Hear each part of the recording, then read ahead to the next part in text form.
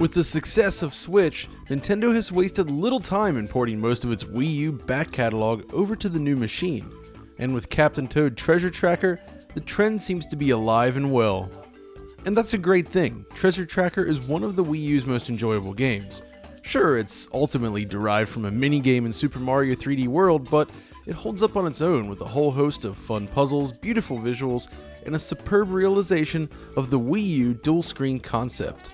But this is no ordinary port. Nintendo is releasing the game simultaneously on Switch and the 3DS? That's right, Nintendo's last generation portable is still thriving, and the release of Captain Toad across these two new platforms is more fascinating than you might first think. The reason? It's basically a study in adapting a game designed for a very specific piece of hardware to two very different platforms. You see, the original game is designed to utilize the Wii U and its gamepad concept. You control Toad using the analog stick and face buttons, of course, but the game often involves manipulating objects on a touchscreen during gameplay. So there are two elements to consider here when approaching this port: visuals and control. On Switch, there's certainly no issues in terms of replicating Toad's presentation, but its control system presents a challenge. Basically, when playing the system on a television in docked mode, touch input is no longer available. Sure, in handheld it's no problem, but how do you handle touch input when docked? This problem is inverted on Nintendo 3DS. The touch aspect is no longer a problem at all. You have dual screens just like the Wii U, and the bottom screen features touch support. However, this is a portable system which predates the Wii U, thus visual compromise is inevitable. Moreover, replicating the touchscreen elements of the Wii U game means that the system must now render the 3D visuals on both the top and bottom screens simultaneously, which only further increases the technical challenge of porting the game. So how did Nintendo solve these issues, and how does each version stack up against Wii U? Well, let's start with the presentation on Switch. As suggested, this really seems like it was no problem for the hardware. Visually speaking, it's a rather straightforward conversion, I think. On Wii U, Captain Toad is a 720p game, just like most of the console's library really. When played in docked mode on the Switch, however, resolution is increased to a full 1080p, while handheld mode targets the native 720p of the Switch's internal screen instead. There is one oddity I noticed, however. The included boss stage in the demo features this heat haze effect, which appears to be rendered at a lower resolution. Pixel counts suggest that we're in the realm of 720p here during this section. Compared to the Wii U version, Switch looks nearly identical in this one specific stage, while it's obviously much sharper elsewhere. This effect is magnified when played in portable mode, where it's even muddier. That's really it though. The rest of the visuals appear virtually identical to the original game, but that doesn't mean it wasn't ported with care. Things like the user interface graphics, for instance, are enhanced now and displayed at a full 1080p, which helps avoid blurry text and icons, so the whole presentation just feels more cohesive and polished. So yeah, it's an understated game visually, but the subtle lighting and use of shadows still impress today. We can't wait to see some of the later stages at full 1080p on the Switch. But the real question here is one of interface. How exactly do you handle touch controls without a touch screen? The solution is a pointer system. Basically, using the gyro controls featured on both the Pro Controller and the Joy-Con, players can manipulate a large cursor around the screen. You simply point at interactive objects which would normally be controlled by touch, and hit the action button. That's it. The cursor replicates the touch experience. The results are mixed, however. It works well enough, but never feels quite as satisfying as the original touch controls.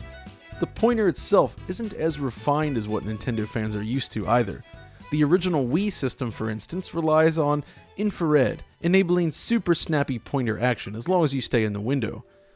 Gyro pointer manipulation feels somewhat floaty in comparison, especially when using the Pro Controller. Plus, seeing the pointer on screen at all times, even when it's not needed, is distracting since it always kind of moves around with your hands. Thankfully, if you do prefer touch controls, that option is still available in the portable mode, but I'm of the opinion that the docked experience isn't quite as enjoyable as the original Wii U game. A pointer system is the only real answer, I suppose, but it just doesn't feel as refined. And if you are going with docked mode, I definitely recommend sticking with the Joy-Con, as it's the only solution that feels natural while playing. The Pro Controller just isn't good as a pointer. Now, of course, naturally, on 3DS, this is no problem at all. You can manipulate objects just like the Wii U original, by touching the secondary screen. The challenge on 3DS centers more on porting over its visuals. You see, this is a Wii U game first and foremost, and Nintendo upped the challenge of porting the game by displaying 3D graphics on both screens simultaneously. It's an impressive feat, and really it works a lot better than you might expect. It looks great. That said, texture detail, shader quality, and geometry complexity, among other things, have all taken a noticeable hit on the 3DS, but on the small display, it manages to hold up a lot better than you might expect. As a late generation 3DS game, Captain Toad is a surprising showpiece for the system. It's one of the most attractive 3DS games I've played, and it looks fantastic when using the 3D feature, especially if you're playing on a new Nintendo 3DS.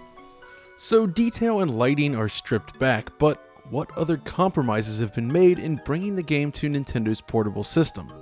Well, this is where we get into performance, which means it's frame rate grid time. Oh baby, that's one beautiful grid right there. Now before we talk about 3DS performance, we have to look at the game on Wii U and Switch. You see, Captain Toad is a 60 FPS game full stop. Like many of Nintendo's games over the past few years, Toad simply does not drop frames. It's a constrained game, of course, so maintaining a higher frame rate is a little less surprising, but it's still great to see nonetheless. Based on my experience with this demo then, this applies to both the docked and handheld modes. There's always an off chance that some larger stage later in the final game will exhibit a skipped frame or two, but based on what we've seen in the past, this seems highly unlikely. Now on 3DS, I took the time to manually go through this bit of footage frame by frame, just to confirm what is already clear as day. It's 30 frames per second. And hey, that's pretty much what you would expect, right? After all, Super Mario 3D Land is 30 FPS as well, and this being a port of a Wii U game, something had to give. Even still, the results are pretty solid. After all, the game is displaying 3D graphics on two different screens, in addition to supporting stereoscopic 3D on the top display. And for those wondering, I did take a moment to test the game out on a 3DS XL in addition to the new 3DS. As a late generation game, I was kind of expecting some sort of enhancement for the newer system, but looking at the two versions side by side, it seems that visual quality is identical. Oh well. But wait, I don't think this is enough 3DS systems. How about the original 3DS?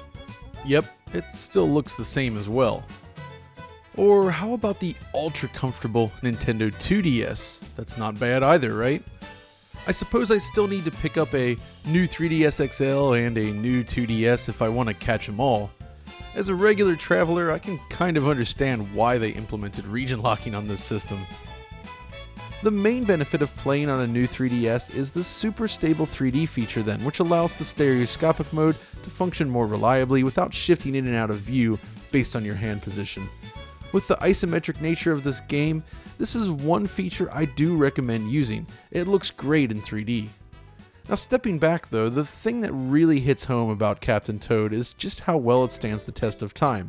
So I first wrote about the game all the way back in late 2014. This is before we were even doing proper edited videos like the one you're watching now, by the way. Near the end of the article then, I noted that this is the type of game that will remain fun to play years down the line, well after the Wii U is off the market, and the product you get on the disc is all you'll need. In that sense, Nintendo is still delivering products today just as they have for decades, an almost flawless consistency that's a rare and precious thing. It's now almost 4 years later and I still stand by that statement. You have to remember that this was just after a year of games launching broken with tons of patches, yet Captain Toad was launched in a completely polished state.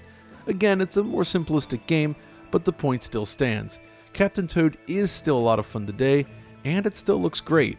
This is the kind of game where, even if it ended up on a PC or an Xbox One X today, it would still look and play great. When people ask about that Nintendo magic, this is the kind of thing that they're usually talking about, even if they can't quite put it into words.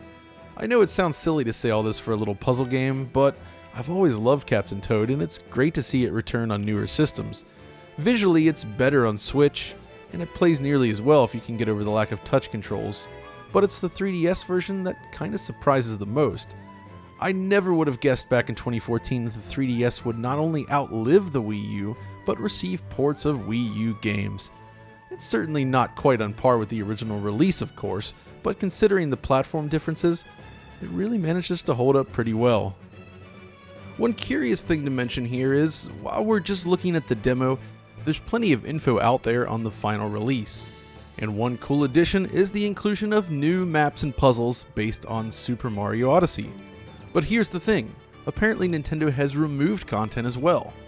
Basically, in the extras section in the original game, you can unlock stages from Super Mario 3D World to explore as Toad, provided you have Super Mario 3D World save data on your Wii U.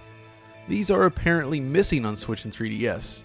Now, it's not too surprising since they don't really fit in with the rest of the game. You're basically just walking around large Mario stages without any real puzzles to solve, but it was still a neat little bonus and I would have liked to see it here. That said, I'd still rather see new puzzles, so it's not necessarily a bad trade-off, just a strange one. The last point to discuss here then should be pretty obvious at this point. Captain Toad Treasure Tracker is based on work done for Super Mario 3D World on the Wii U.